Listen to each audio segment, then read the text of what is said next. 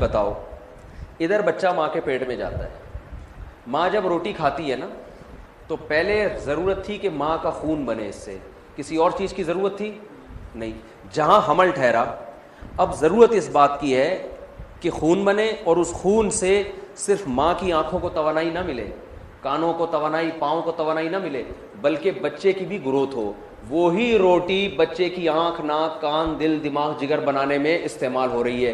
یہ زیادہ عجیب عمل ہے یا وہ کہ آپ کو بر وقت پانی مل رہا ہے اور بر وقت دودھ مل رہا ہے؟ پیٹ میں روٹی سے کیا بن رہی ہے؟ آنکھ، ناک، کان، ایک ایک چیز بن رہی ہے.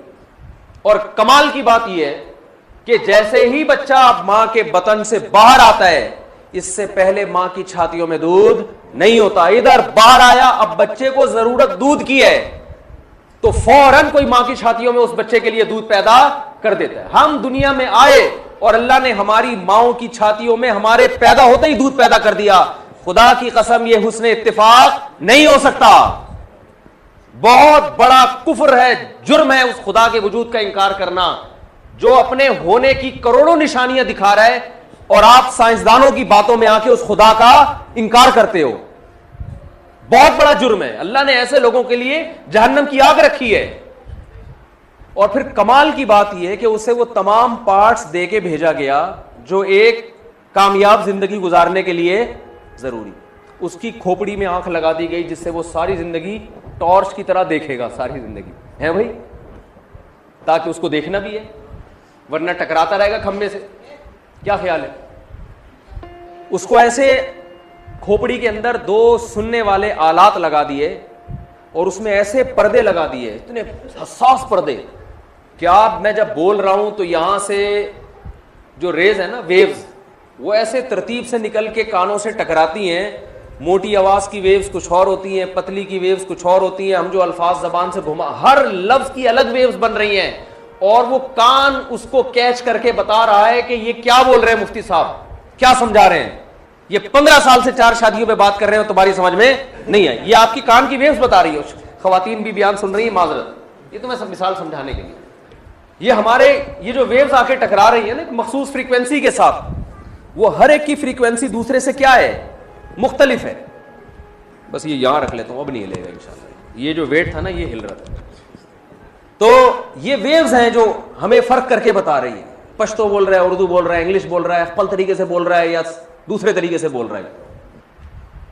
کیا عجیب آلات لگا دیا اس میں. اور یہ بنے کس سے؟ خون سے. اور خون کس سے بنا؟ روٹی سے. اور روٹی کس سے بنی؟ گندم سے. گندم مٹی سے. مٹی کو اللہ نے مختلف مراحل میں گزار کے کان بنا دیا، ناک بنا دیا، زبان بنا دیا. الم نجعل لہ عینین، اللہ کہتے ہیں کیا میں نے تیری دو آنکھیں نہیں بنائی؟ ولسانا وشفتین، اور زبان اور تیرے 2 ہونٹ نہیں بنائے میں نے؟ کیا عجیب نظام بنا دیا اس نے. تو میں یہ میرا ٹاپک نہیں تھا، یہ بات تمہید ذرا لمبی ہو گئی. تو میں یہ عرض کر رہا تھا بھائی ہم بنے نہیں ہیں، ہمیں کسی نے سمجھتے ہو بات. اور جس نے بنایا ہے اس نے اپنا انٹروڈکشن بھی کروایا قرآن میں.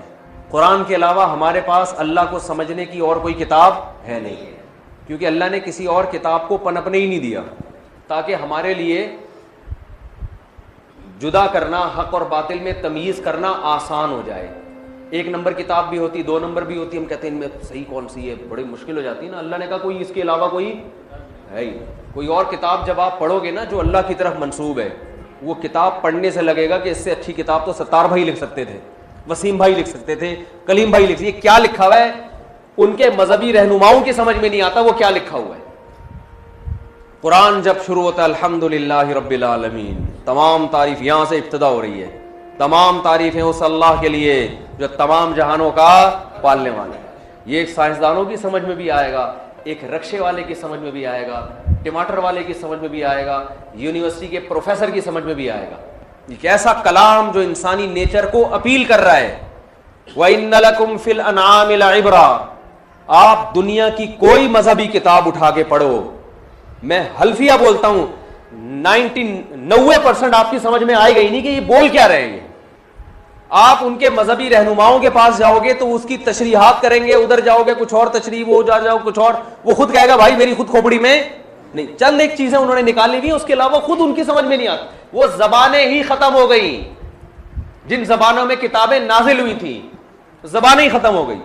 قرآن جس زبان میں نازل ہوا 20 ملکوں کی سرکاری زبان ہے, وہ کہا جاتا ہے, بولی جا رہی ہے, ایک ایک حرف سمجھ میں آ رہا ہے. اللہ نور السماوات والارض, کتنی واضح آیت ہے. اور آرڈر جو اس میں دیے جا رہے ہیں کتنے واضح ہیں. قل تعالوا, اے نبی ان سے کہو آؤ ہم تمہیں سمجھاتے ہیں تمہارا رب کن چیزوں سے خوش ہوتا ہے. ہم نے جو تم پہ احسانات کیے, اللہ بتا رہے ہیں, ماں کی چھاتیوں میں دودھ پیدا کر دیا, آنکھ ناک کان دل دماغ جگر دیا, پھر جوان ہوتے ہو 2 خاندان لگا دیے. ایک نسب والا خاندان جو پیدائش کے وقت ہوتا ہے, هو الذی خلق من الماء بشرا, اللہ وہ ذات ہے جس نے پانی سے انسان کو پیدا کیا, ایک منی کے قطرے سے پیدا کیا, اور ایسی عزت دی, حالانکہ وہ تو ذلیل پانی تھا, کپڑوں پہ لگ جائے دھوئے بغیر نماز نہیں ہوتی, گندا پانی جسم سے نکلے غسل کیے بغیر نماز نہیں ہوتی, پورے جسم کو ناپاک کر دیتا ہے. اتنا گندا پانی, اس سے جو چیز بن کے آئے گی وہ بھی گندی ہونی چاہیے. کیا خیال ہے بھائی؟ تو گندی ہونی چاہیے. اللہ فرماتے ہیں نہیں, ایسی خوبصورت بنائی. بچہ کتنا پیارا ہوتا ہے جب پیدا ہوتا ہے, سب گود میں اٹھا کے چوم رہے ہیں اس کو. اور پروٹوکول کتنا ملتا ہے, پروٹوکول کتنا ملتا ہے بچے کو. فجعلہ نسبا, 2 خاندان دیے. فرمایا ایسا ہی نہیں کہ ایدھی سینٹر سے دریافت ہو گیا, 2 خاندان دیے اس کو. ایک خاندان کیا نسب والا, ددیال ننیال, یہ نسب والا خان. ددیال بھی خوش ہو, ددیال کو پشتوں میں ددیال ہی بولتے ہیں نا, ددیال سمجھتے ہیں نا, باپ والا خاندان, وہ بھی خوشی منا رہے ہیں. اور ایک ننیال, ماموں خالہ, یہ والا خاندان, یہ بھی خوشی منا رہے ہیں. 2 خاندانوں میں پیدا کیا اللہ نے اس کو, جو اس کو سپورٹ کرتے ہیں, دعوتیں کرتے ہیں, عقیقے کر رہے ہیں, سب کو بلا رہے ہیں. بھائی چچا کو نہ بلاؤ, وہ ناراض ہوگا, یار میرا بھی تو بھتیجا ہے, میرے کو کیوں نہیں بلایا تم نے. ختنے پہ کوئی دعوت نہیں ہے اسلام میں, خوب سمجھ لو. بچے کی پیدائش پہ تو ہے, بچے کی ختنے پہ نہیں. ہمارے مفتی رشید احمد صاحب رحمہ اللہ ایک چٹکلا سنایا کرتے تھے کہ ان کے بڑے بھائی تھے, ان سے کسی نے کہا کہ فلاں آدمی نے ختنے کی دعوت کی ہے, مجھے نہیں بلایا. انہوں نے کہا بھائی اتنی سی بوٹی ہے, کس کس کو کھلاتا میں, اللہ معاف فرمائے. تو ختنے کی کوئی دعوت نہیں ہوتی. تو خیر, تو فجعلہ نسبا, 2 خاندان دیے, ددیال بھی اور ننیال بھی. اور فرمایا جب جوانی کی دہلیز پہ قدم رکھا, ایک اور خاندان, صہرا, سسرال والا خاندان. جب تک کسی گھر میں آپ کی شادی نہ ہو, گلی میں 2-3 دفعہ نظر آ گئے, لڑکی کا باپ کو شک ہو جاتا ہے یہ بندہ آوارہ گردی کر رہا ہے, ادھر کیوں ٹہل رہا ہے, گلی کے کتے آپ کے پیچھے چھوڑ دے گا وہ. لیکن وہی رشتہ ہو جائے, ہاں ہو جائے, پھر آپ گلی کے نکڑ پہ کھڑے ہو, آپ کے سسر صاحب بولیں گے بیٹا یہاں کیوں کھڑے ہو, اندر آؤ, گھر بیٹھو. کیا خیال ہے؟ ساس بلائے گی بیٹا ادھر کیوں ٹہل رہے ہو, ہماری عزت خراب ہو رہی ہے. لوگ بول رہے ہیں ان کا داماد ہے ادھر ادھر پڑا ہوا ہے بیچارہ, بیٹھو. پھر دامادوں کے نخرے ہوتے ہیں, میں گیا چائے کا نہیں پوچھا مجھے.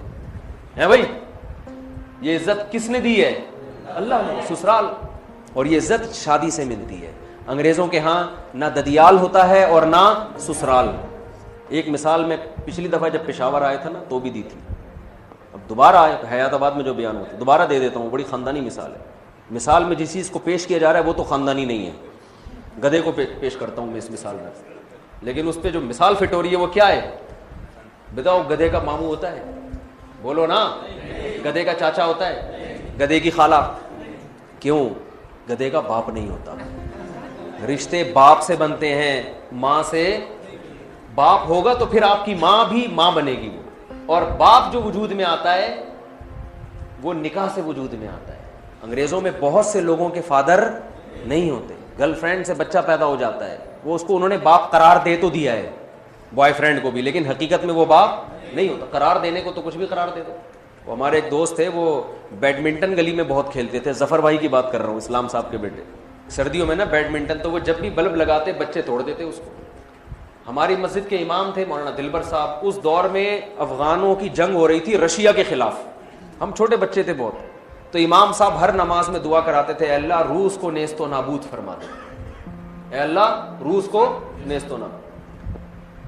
اور یہ بھی بہت دیتے تھے کہ فلاں بھی دائرہ اسلام سے خارج, فلاں بھی دائرہ اسلام سے خارج. تو ہمارے جو ظفر بھائی تھے نا ہمارے پڑوس میں, وہ جب کئی دفعہ بلب لگایا بچے نے توڑ دیا, تو ایک دن کہنے لگے اے اللہ جو یہ بلب توڑے اس کو نیست و نابود کر دے. پھر کہنے لگے میں نے, میرا یہ فتویٰ ہے آئندہ جو اس بلب کو توڑے گا وہ دائرہ اسلام سے خارج. وہ دائرہ اسلام سے کیا, کوئی گورنمنٹ کی طرف سے پابندی نہیں ہے, کوئی بھی کسی کو کسی بھی ٹائم پہ کچھ بھی قرار دے سکتا ہے. تو انہوں نے کافر قرار ہونے کا فتویٰ دے دیا, جو بلد توڑے گا وہ اسلام سے خارج سے کافر ہی ہے نا. تو انگریزوں نے گرل فرینڈ کا جو بوائے فرینڈ تھا اس سے حرام بچہ جو پیدا ہوتا تھا تو بوائے فرینڈ کو باپ قرار دے دیا ہے. قرار دینے پر گورنمنٹ کی طرف سے کوئی پابندی ہے نہیں. اصل میں باپ یہ ہوتا نہیں ہے, باپ وہی ہوتا ہے جس کی بیوی سے بچہ پیدا ہو, گرل فرینڈ سے تھوڑی ہو. یہی وجہ ہے کہ جانوروں کے باپ نہیں ہوتے, مائیں ہوتی ہیں, کیونکہ نکاح نہیں ہوتا. فرینڈ شپ تو ان کے یہاں بھی ہوتی ہے, فرینڈ شپ تو ہوتی ہے ان کے یہاں بھی, تھوڑی دیر کی ہو, 1 گھنٹے کی ہو, 1 مہینے کی ہوتی ہے, نکاح نہیں ہوتا. تو یہ نکاح اللہ نے عزت دی ہے کس کو؟ انسان پیدا ہوتا ہے تو ماں باپ کا چونکہ نکاح ہوا تھا لہذا دونوں خاندان خوش ہوتے ہیں, جوان ہوتا ہے تو پھر ایک اور خاندان ملتا ہے. تو یہ نعمت بھی کس نے ہمیں دی ہے؟ اللہ نے دی. وہ الگ بات ہے ہم اس نعمت سے جان چھڑا رہے ہیں, نکاح نہیں کر رہے, دیر سے کر رہے ہیں, تو ہمارا اپنا مسئلہ ہے نا. تو اب ہمارا یہ نظریہ, ہاں میں یہ عرض کر رہا تھا کہ یہ آیتیں قرآن بیان کرتا ہے 2 اور 2 4 کی طرح ہماری سمجھ میں آتی ہیں. ایسا انٹروڈکشن ہے, ایسا تعارف ہے خدا کا, اسی وجہ سے ہم اس اللہ کو مانتے ہیں جس نے قرآن نازل کیا. ہم کسی اور خدا کو نہیں مانتے کیونکہ وہ تو اپنا تعارف ہی نہیں کروا رہا, وہ تو چپ کر کے بیٹھا ہوا ہے. ہم تو اسی کو مانیں گے نا جو بول رہا ہے, اپنی باتیں کر رہا ہے. مفتی طارق مسعود صاحب کے بیانات سننے کے لیے youtube.com/مفتی طارق مسعود کو سبسکرائب کریں, اور اگر آپ لائیو ویڈیو کو کبھی بھی مس نہیں کرنا چاہتے ہیں تو سبسکرائب کرنے کے بعد بیل آئیکن پہ کلک کرنا مت بھولیں.